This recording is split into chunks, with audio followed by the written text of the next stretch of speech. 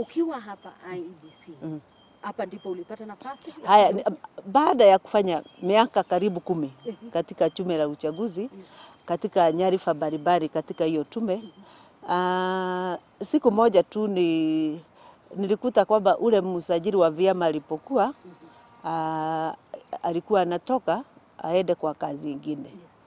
Na sasa serikali ya siku hiyo ilikuwa inatafuta msajili mwingine.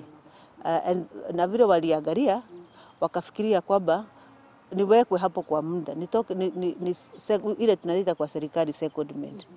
Niwekwe hapo kwa muda, na nikapatiwa barua na serikali ya siku hiyo na IEBC, chairman wa Wafula Chebukati, may the Lord rest his soul in peace, akakubaliana na hiyo, akanipatia barua, akanituma huko, akaniambia enda usimamie kwa muda, ili wakipata nafasi ya kutafuta msajili mwingine, kama hutaki kuendelea unaweza rudi hapa uendelee na kazi yako, na kama utapata nafasi ya kukaa huko ni sawa tu.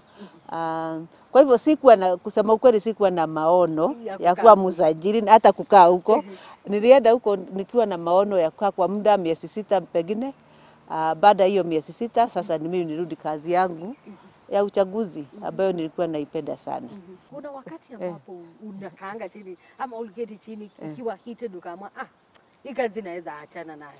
Have you ever thought of resigning? Mara nyingi.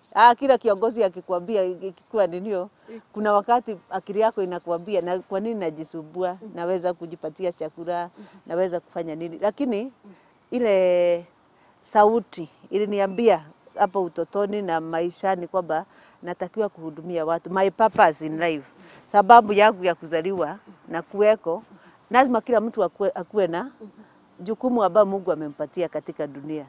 Na najua yangu kwamba ni kuhudumia watu na kuwasaidia na kufanya wafanye ile mambo wanataka, na kuona mtu akienda akirealize dream yake vile alitaka